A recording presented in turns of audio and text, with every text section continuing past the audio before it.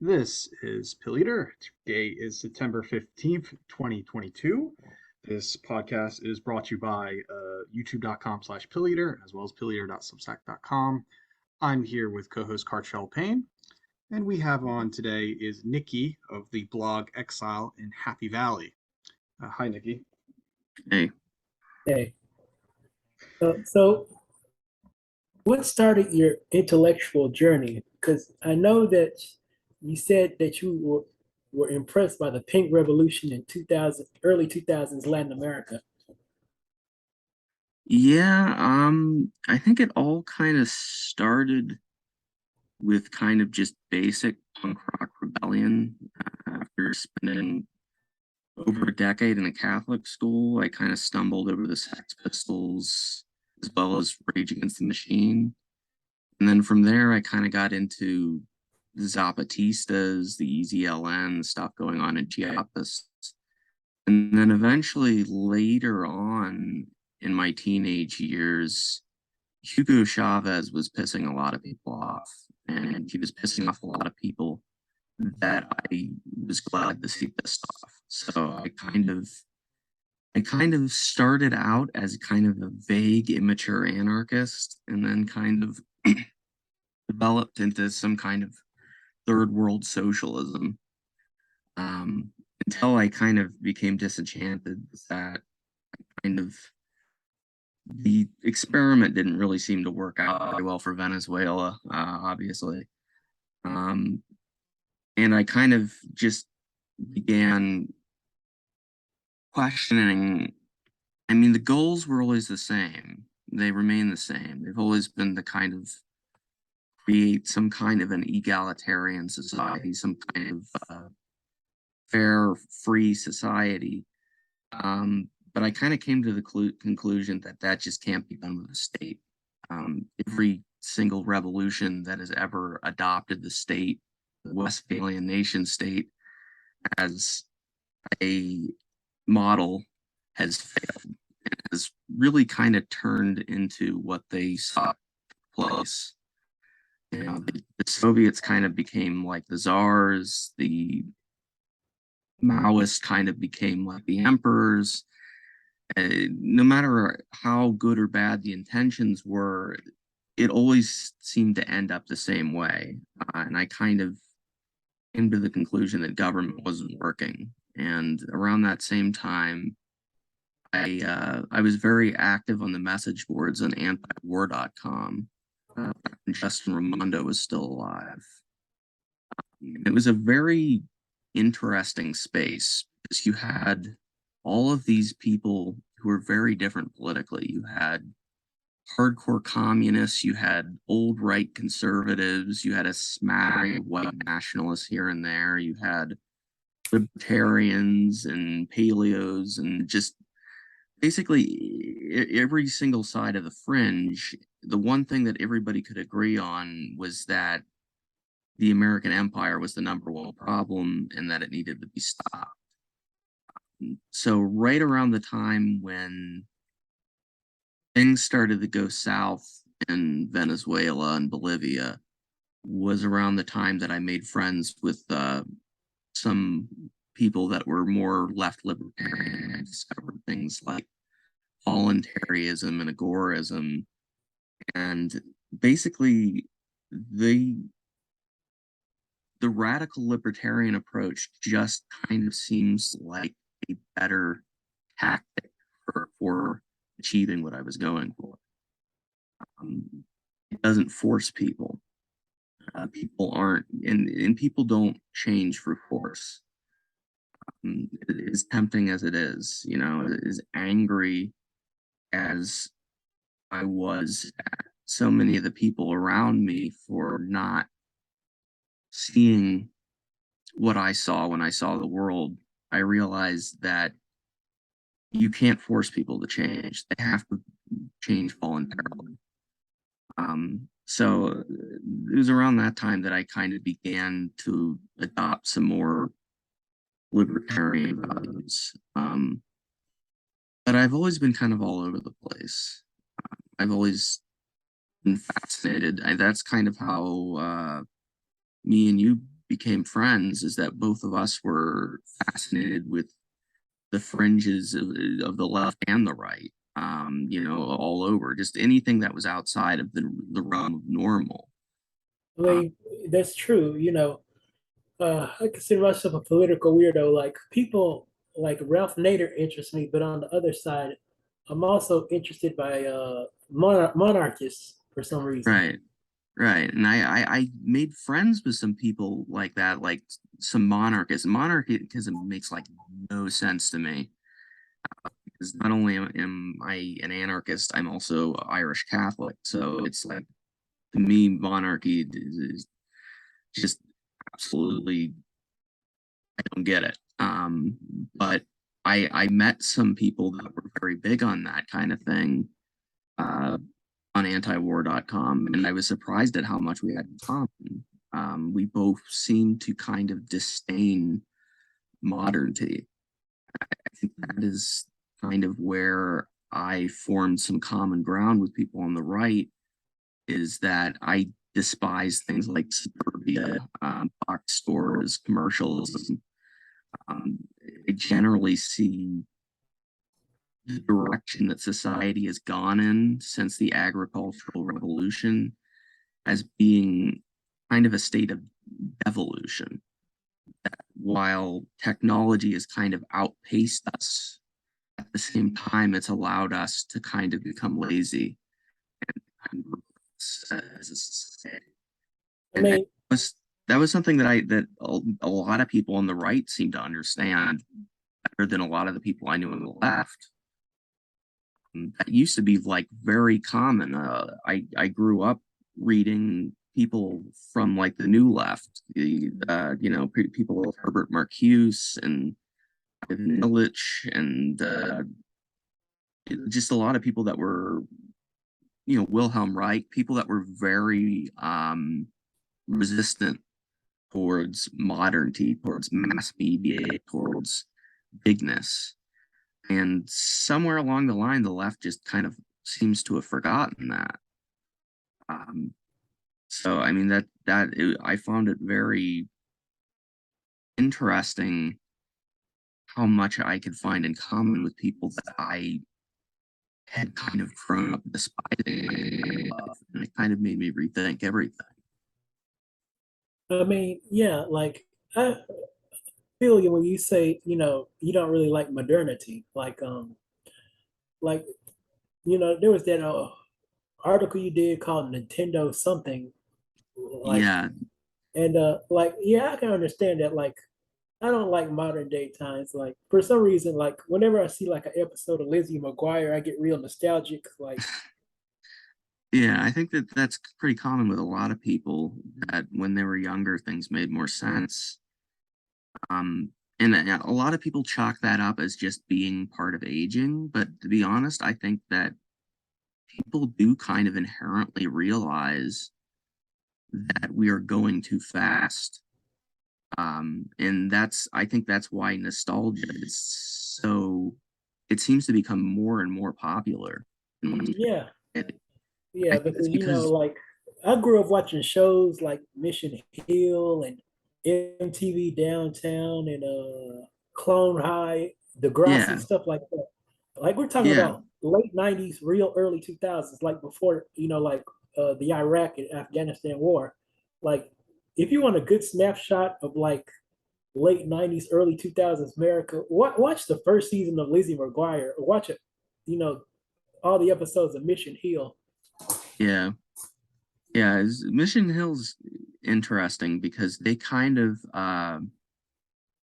captured the hipster movement before it disappeared up their own ass. Um, they made it look very they made places like Portland look legitimately bohemian. Um, and then that entire movement just kind of became a parody of itself. So it was kind of an interesting snapshot of kind of a very small civilization at its height, right before it crashed. Um, And it seems like that happens more and more now. It's like it used to be that, there was one kind of major cultural civilization, and it lasted a few centuries, and then it crashed. It crashed and burned. Now it almost seems like with the internet and with social media, it seems like there are, 50,000 little civilizations, and they only last for like 15 minutes before they become absolutely unbearable. I mean, yeah, the world has become more specialized. You know, like we're talking not even 30 years ago, everybody watched the same TV channel. Everybody, Yeah, like read the same books and shit like that. Everybody watched the same news. Like before Fox News and MSNBC and before the internet and before we had streaming, everybody kind of like watched the same thing. Like back in the day, if an episode of The Simpsons came on, there wasn't shit else to do, so you just yeah, watched The Simpsons. yeah. And I mean, in some ways, we've seen some good things out of moving away from that. I mean, diversity is definitely a good thing. Um, but it seems like the best period of time for any kind of advance like that is very early on. Um, the internet was very kind of anarchistic back in the 90s, back when it was just bulletin boards. There was nobody was regulating it. Nobody was really paying very close attention. Nobody took it particularly seriously. Um, and I oftentimes that seems to be the best moment for those kind of cultural trends. It seems to be when they're new. There's something to be said for uh, what Hakeem Bey calls temporary renaissance. There's something to be said for moving on, I guess, and trying to find the next temporary autonomous zone rather than just kind of clinging to the corpse of the old one.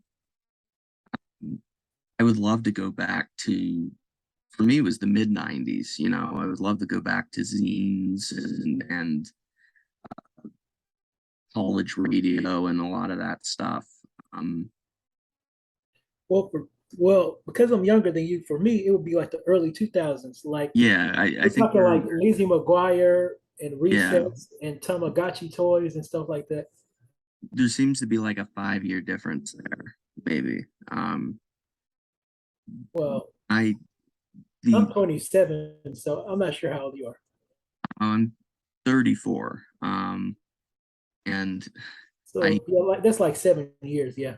yeah, and I have a hard time believing I'm 34. That's very strange to be in your 30s. When you spent a large chunk of your life isolated. Because I 20s were kind of a lost weekend of agoraphobia. But my kind of idealized era would probably be right around I guess maybe right before Kurt Cobain committed suicide.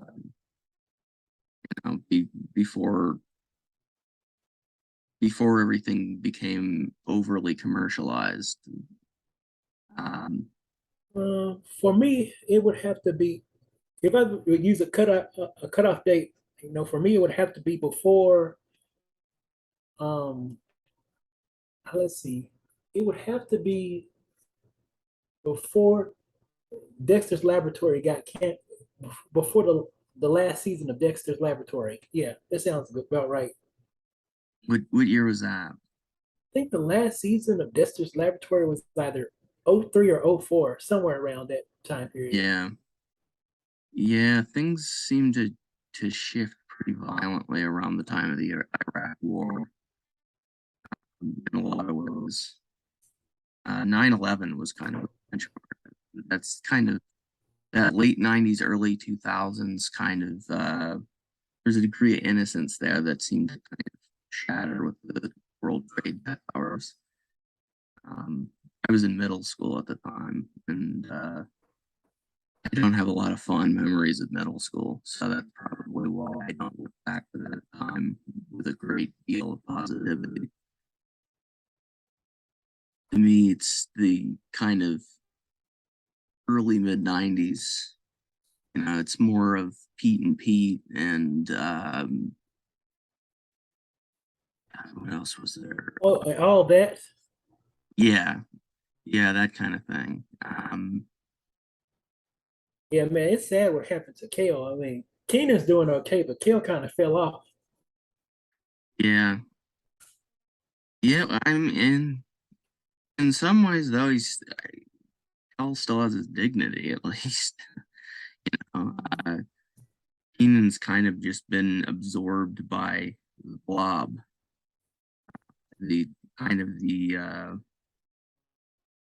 bland media, mass media culture. He's just kind of become absorbed into it. He's one of them. I don't know what Kel's doing. Yeah, you also said that you're what's the word? You said something about your politics. You said that you are an ideological grab bag or something like that, and I'm kind of the same way. Yeah, I often refer to myself as being ideological bag lady. I kind of sort for the trash.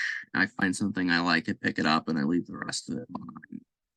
And so I have kind of this odd shopping cart of political beliefs and influences.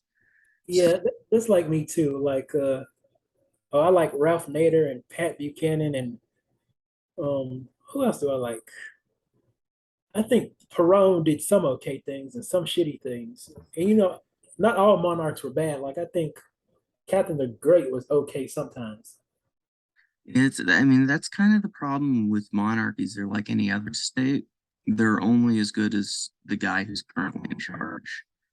And once in a while you luck out and you get somebody who's decent, but there's always an asshole waiting in line.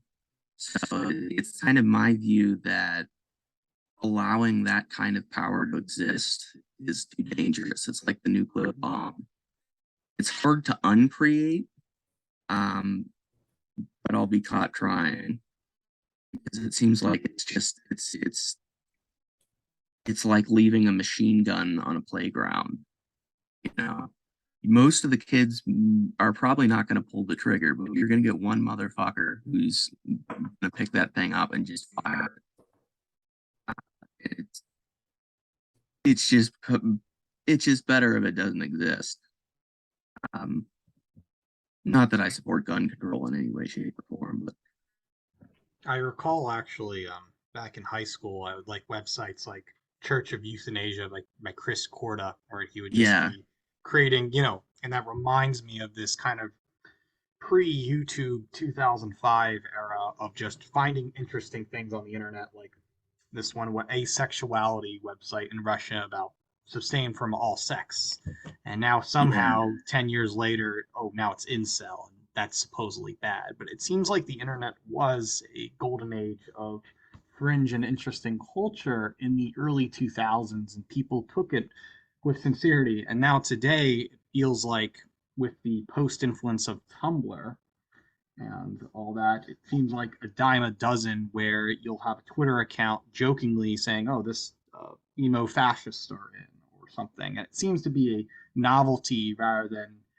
sincere forms. Like irony is being played so much where we've lost our form of eccentric sincerity. And I think as long as people, in the traditional liberal sense, if people were exposed to things like the Church of Euthanasia or like the possibility of emo fascist or asexuality, then people could see the intersectionalities between it all. But today, I think people have certainly became more close-minded for one shift towards anti-liberalism or something. yeah. It's generally when the corporations come in, that's generally when the party's over. Before then, it's a bunch of people just kind of sharing ideas, passing the bong around, and then somebody comes in to try to capitalize it, and that's when everything just kind of becomes insincere. It becomes fabricated, Disneyfied, I guess you could say. It's the same kind of stuff. I mean, from a distance, it looks the same, but when you get close to it, it's very plastic. It's very manufactured. It's not just a bunch of people randomly throwing ideas out and trying to figure shit out. It's not a conversation anymore. I think that's kind of the problem. And I mean, there's either we have to find whatever the new internet is, or I don't know, maybe we have to destroy it. I'm a little tempted. I'm a little too tempted to pull the pin on the grenade. It's kind of like, if you think about it, there was a time where people had BBS boards, bulletin board systems, and things were just a mirage of text boarding and something like that. And as the GUI got a little better, all of a sudden you started to evolve into forms. But if you just go back to BBS for a second, things were much more radical and much more based upon electronic cataloging or something, kind of like in that 90s spirit. But now with the trusty thing where you have Tinder or just avatars and instant internet access and high speed, kind of makes people believe that they're constantly in virtual reality and plugged in the matrix all the time. And yet at the same time, it's now just a given that to be working under American capitalism today, you have to be plugged into the internet. You have to have a LinkedIn. And yet, it was only like 30, 40 years ago, you were on a bulletin board system, and it was a fringe kind of weird activity of anywhere from Tiny Toon Adventures, Furdom to whatever, the esoteric has now became everywhere. It's the cult of bigness. It's when things become huge, they're no longer personal. So I mean, back early on in the internet, everything was very small. There were all these little niches, these nooks and crannies, these holes in the wall. And now it's all kind of become streamlined, and it's become just one big mess. And in the process, we've kind of lost all of the things that made certain corners of the internet special. And we see that geographically in the United States. During the 80s, the punk scene in the United States was incredibly diverse. Yeah, every single movement started because Black Flag stopped by. Every single city interpreted Black Flag very differently. So you go to Washington, D.C., and their version of Black Flag is threat. And then you go down to Austin, Texas, and their version of Black Flag is the Dicks, which are, a bunch of gay guys in dresses. So it's just it was radically different. Every scene was radically different. There was something very distinct about every single scene. And that's because you had to travel from city to city. There were differences between the cities. It hadn't all become one huge monolith. And technology kind of seems to continually find ways to kind of expand things. It's kind of expansionist. Yeah, like you got a point. We're getting to a point in America where regionalism seems like it's dying. Yeah. Everybody's trying to sound the same. All the major cities look alike. Yeah. Everybody either wants to live in LA or live in New York, or they want to live in Texas. It's like the four majors. It's New York, LA, Chicago, or Houston. And now every city is just a subaltern, Gramsci language, of Philadelphia is a copy of New York. San Francisco is a copy of LA. And then what you're doing in Philly, you should just go live in New York, or you're going to die out in the middle of Cincinnati.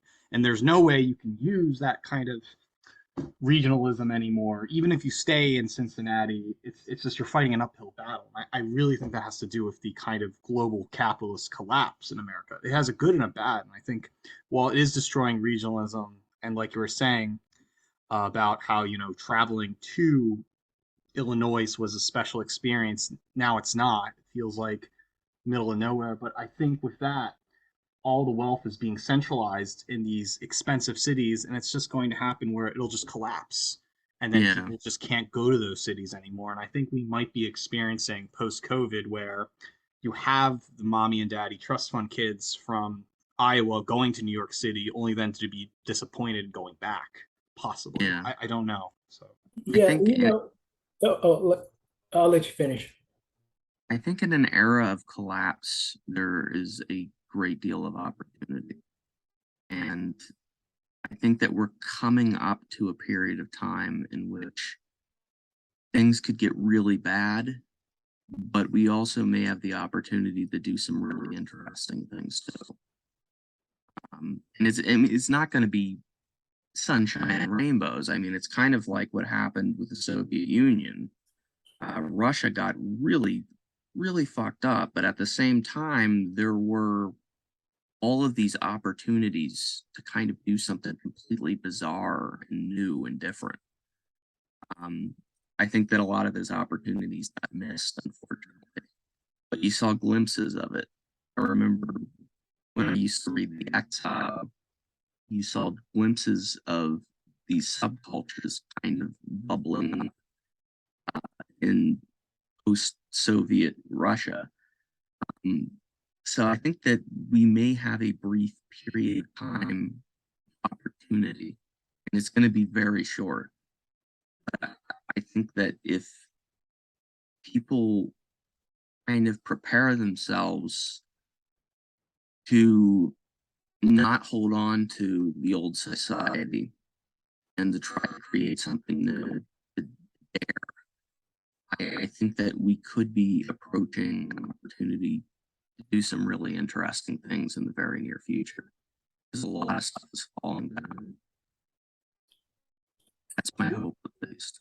Yeah, like I said, America is becoming boring. Like we're all the same now. Like back, just listen to music. Like back in the day, you could tell the difference between East Coast and West Coast hip hop. But nowadays, all these guys are trying to do like the same trap beat thing. Like they're all trying to sound like Chief Keef now, and they all use the same beats, the same flow. Like back in the day, you could tell the difference between Wu Tang and NWA. Nowadays, it's like they all use the same beats over and over again. or Yeah, better yet, in cartoons, the Cal Arts movement, that everybody is a bean-faced character, you know. But even though that name has Cal Arts, I don't know if you want to call that regionalism or just regionalism with a globalism on top of it. But usually, I mean, globalism kind of starts out by somebody trying to enforce their regionalism on everybody else. That's a kind of imperialism, colonialism in a nutshell. I mean, yeah, that is kind of true. Like, like people, like one of my pet peeves is like when people criticize another area because, of their politics or because of different food. It's like when New Yorkers say, "Oh, well, this isn't real pizza because it's in Mississippi," or "Oh, this isn't," you know, or how come you guys who live out in the country, how come y'all can't think the same way some kid who's a trust fund and who went to a Beverly Hills school? It's like, what, you want everybody to be the same? It's like, who the fuck cares if somebody went to a Beverly Hills high school? Shit, who gives a fuck? And plus, it's like, um, you know, I'll just go out here and say it. Like, who cares about what kind of pizza you eat? Like, pizza is pizza. Like, I mean, I can't understand why grown ass people get mad over just because a pizza in another part of the country isn't like New York pizza. Like that whole New York versus Chicago pizza thing. It's like, who gives a fuck? Like, it's cheese and bread, peppers. I mean, if you really want to be authentic, if you took an Italian person to a pizzeria in New York, they'd say that's not real pizza. And from Yeah, that point of view, it's not. So it's like, what y'all people even arguing about? and everybody's culture is some kind of bastardization of some other culture, more or less. It's, the problem comes when somebody seems to think that their culture is the only one that matters. It's kind of the supremacy thing. this idea that, you know, we have it all figured out and this is what you do. That there's a formula for everybody. And I kind of came across that firsthand dealing with the Catholic Church growing up, where it was kind of like everybody had the exact same path to enlightenment, which doesn't make any sense. It doesn't really acknowledge the individuality that's kind of innate in human beings. The idea that everybody should pray the same way or should eat the same way. It's like telling people that everybody should fuck the same way. You know, it's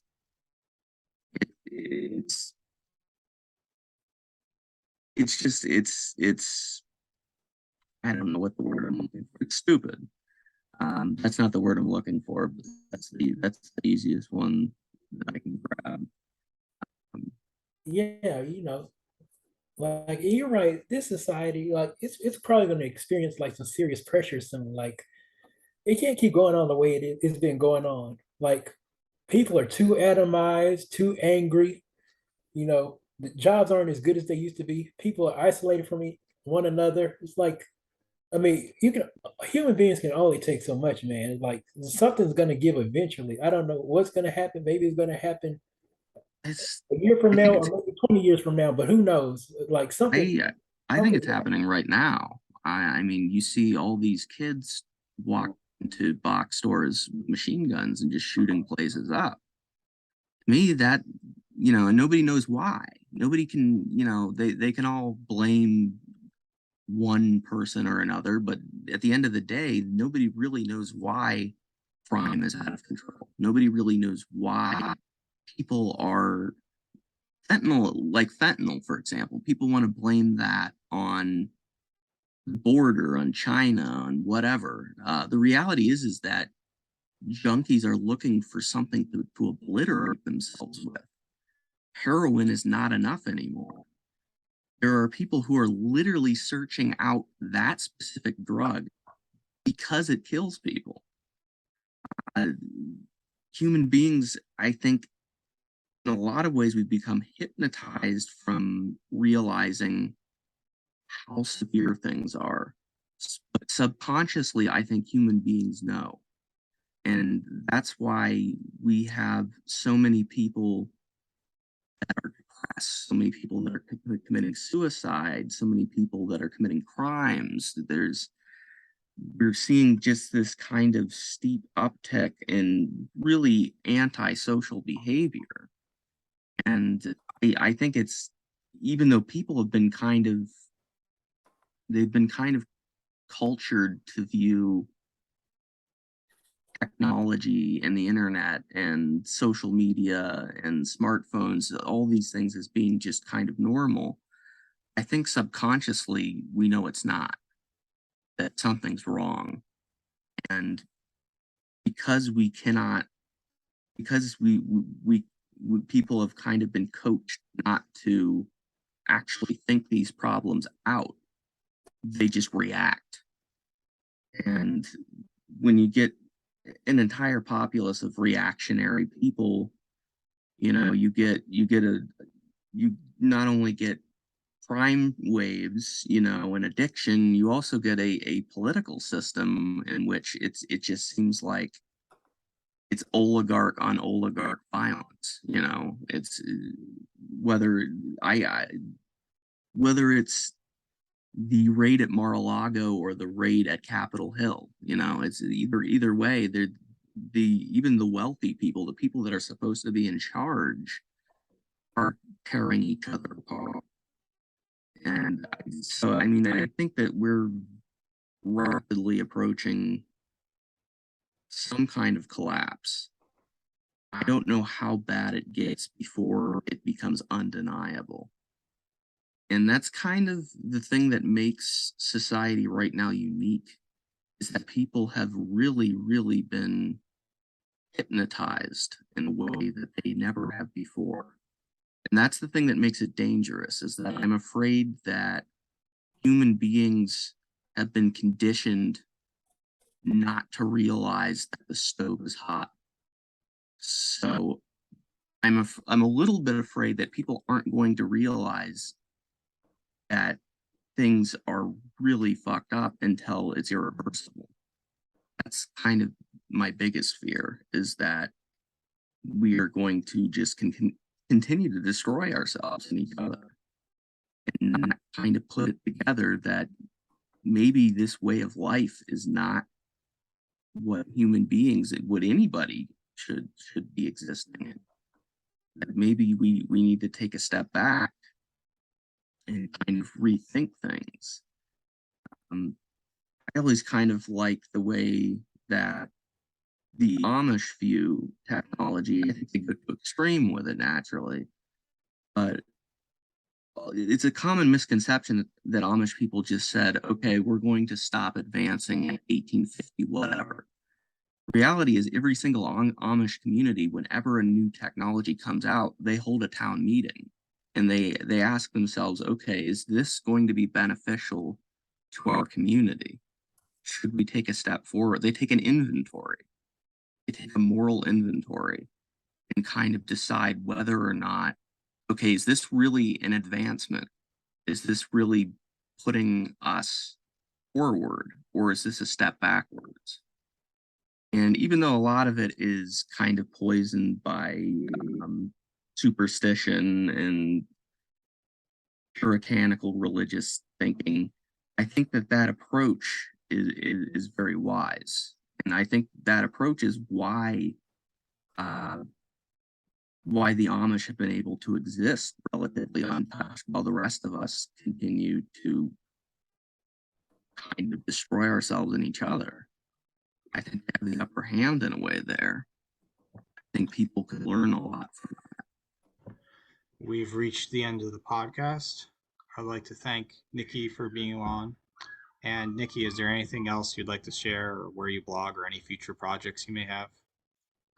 Exile in Happy Valley is my blog. Usually you can get to it just by Googling it. Not a real impressive blog, but the writing's good.